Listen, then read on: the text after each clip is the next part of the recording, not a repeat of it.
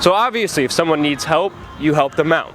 But what would happen if there was an asshole with a gun demanding $1 for every dollar that you give back? Well, that's exactly what's happening in Los Angeles, California, and that asshole is the government.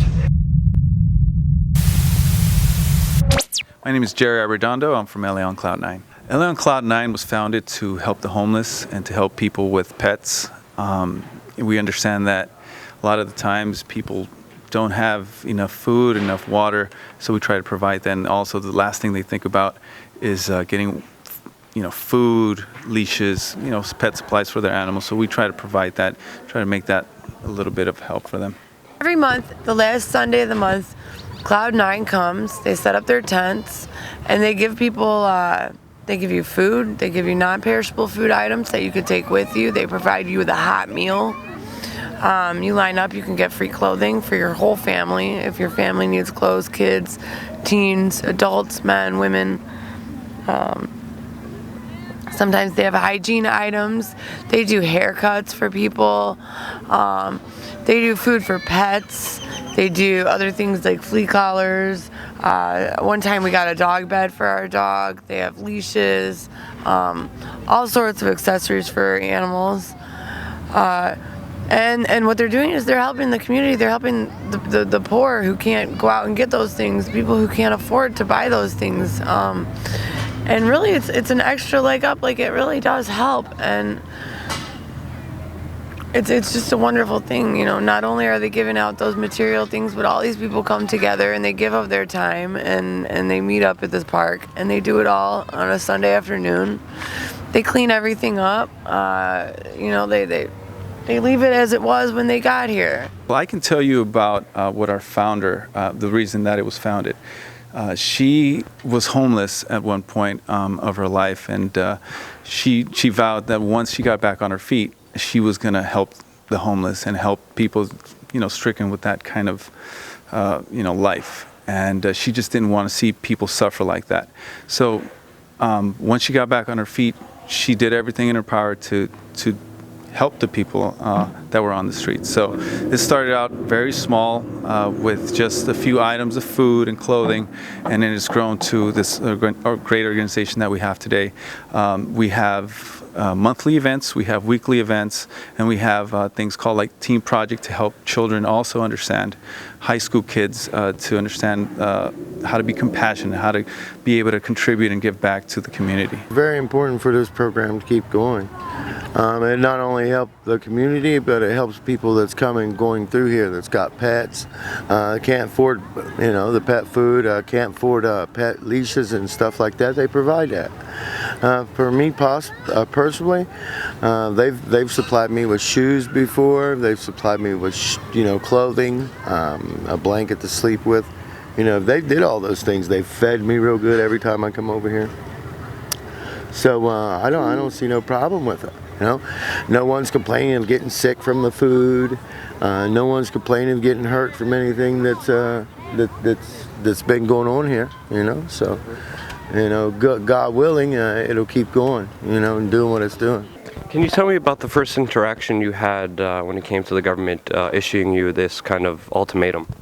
Well, we were helping out at an event that was trying to help the homeless and their pets. And the city showed up on a Sunday, and they wanted to shut down the event because we didn't have a permit. Because we were able to work with the city worker, we were able to obtain a permit on the spot. But that also, they notified us that every event like this was to require a permit from now on. And the fees being $400 plus, we found that a little outrageous. Yeah. This is something they're doing to help people, and they shouldn't have to pay to help people. Nobody should have to pay to help people. It's not right. It's not right at all.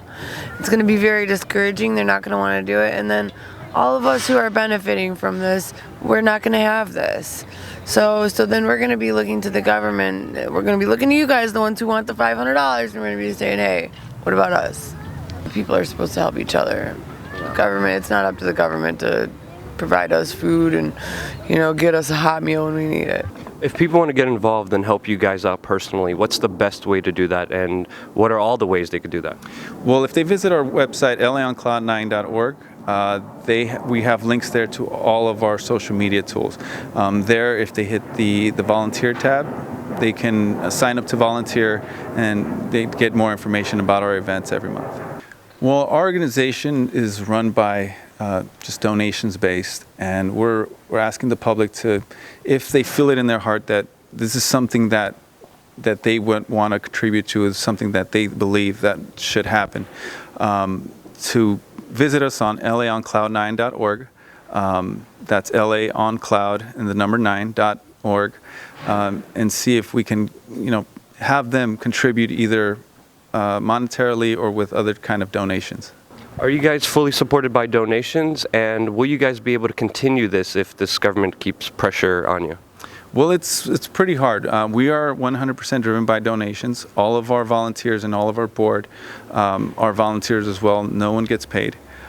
So every month is a struggle to make sure that we have enough to pay for the food and all of the things that we have to pay for to put on this event.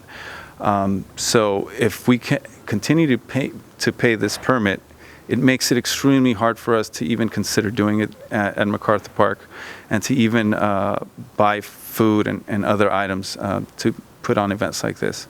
It's going to make it a little bit almost next to impossible to get this done every month. I think that situations like this, there shouldn't be no permits to be had, because they're out here helping the people and helping people that can't afford to get whatnot things that these people provide.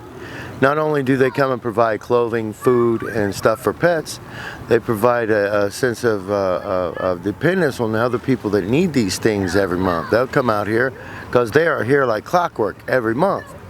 So there's people around here that need those things that they bring, the other free clothes for their kids or whatnot, or the diapers that they got, or the other stuff that they use. They give out household items too, So all those things help people around here. And for them to come and say that they got to pay $500 just to keep doing what they're doing is sad. It's sad, There's a lot of businesses that put in help too, just like the one right over there that puts up the tables and awnings. So if it rains, the people's covered, and they don't get paid nothing, That's out of pocket for them to come over here and do this. So it's one big thing. It's the government should step back. They shouldn't allow them to have to get permits. And that's sad. It's very sad to do that. Be nice. Everybody needs to be nice and help each other. And if you see somebody trying to do something good, don't try to damper that. Let them do it. Don't try to make it hard for them. It's not right.